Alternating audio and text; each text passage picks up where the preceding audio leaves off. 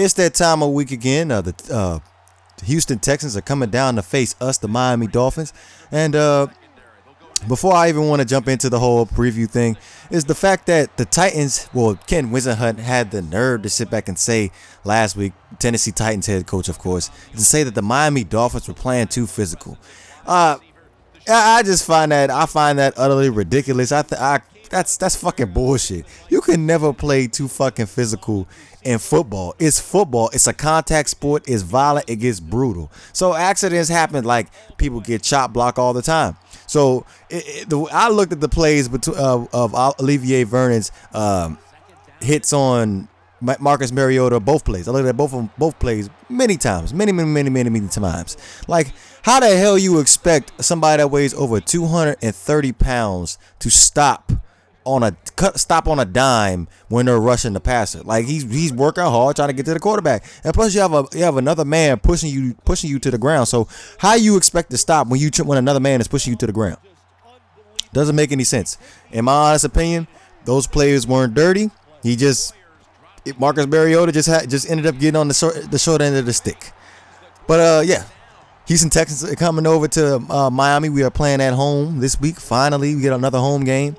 Dan Campbell's second game as the head coach for the Miami Dolphins, and is not letting up as far as the physicality and what basically how he wants this team to sit back and look at. Like, he's still hearing in practice that he's still pushing the players hard to be aggressive and physical, and he's not letting up on that. I like how he's being a man of his word and basically still pushing them. It don't matter. It doesn't matter that if we get one win. Like, keep pushing them, keep pushing them, make it consistent, so we will not have to go through this problem where we have all these slow starts. They'll be awake when the game starts, and we'll be able to get it going and start off fast and get that score on the first drive. That's the main thing that basically was killing us. We don't score on the first drive. We don't win. But last week we scored on the first drive. We got it done.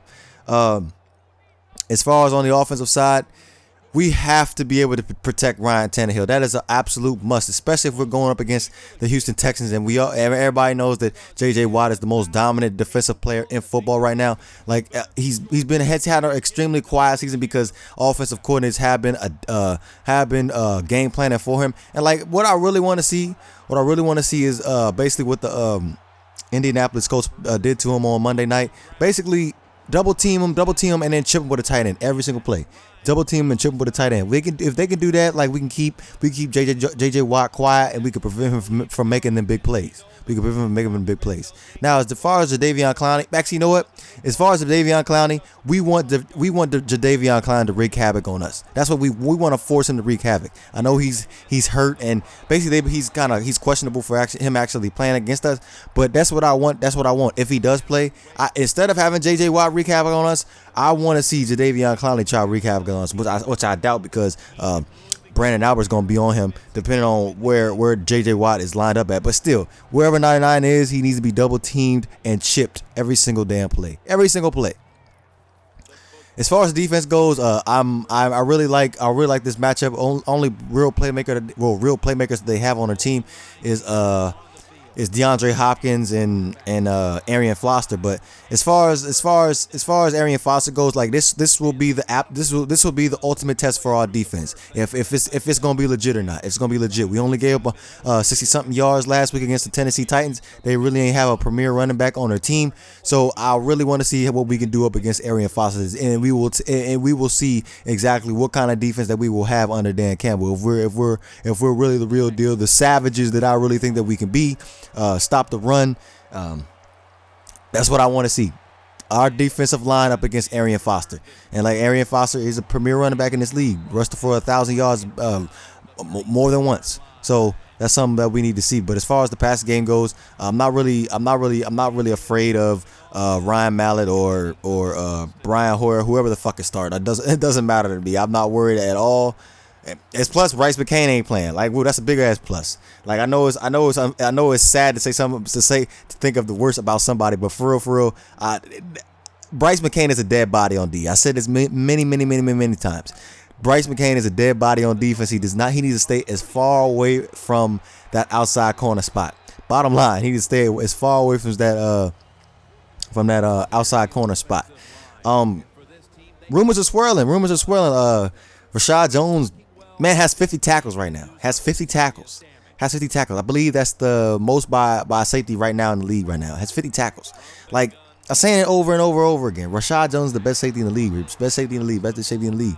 And like he's proven it. And it's time that people give him the recognition that he deserves. Like I see him flying around the ball, making hits like he did last week. Like it really gets the team excited and energized. Going on to Devontae Parker, like Dan Campbell said it. Like Devontae Parker's not being consistent as far as his game in practice, but looking at our receiving core, we do have a lot of depth in our receiving core. Rashard Matthews, he's really proven that he can be a consistent wide receiver in this league. Like he was making catches last week. It was crazy. I really thought like it was a whole rotational thing as far as our wide receivers, but Rashard Matthews is really making plays. Jarvis Landry just keeps doing what he's doing, making plays in space. And Kenny Stills really stepped up last week for us. Had 3 catches, but had that good key first down catch for us. But other than that, man, score prediction, I see us blowing them out. I really see us blowing them out. Like I know the last 2 times that we ended up playing the Houston Texans, that Tannehill has had a terrible game, but I feel that Tannehill he'll throw about 2 touchdowns. And final score, I believe it will be 24-10. 24-10. But you know what it is. Anything football related, you know I'll discuss that shit. But if you enjoy the content, please don't forget to hit that like and subscribe button. This is Great One Devore. I'm up out of here.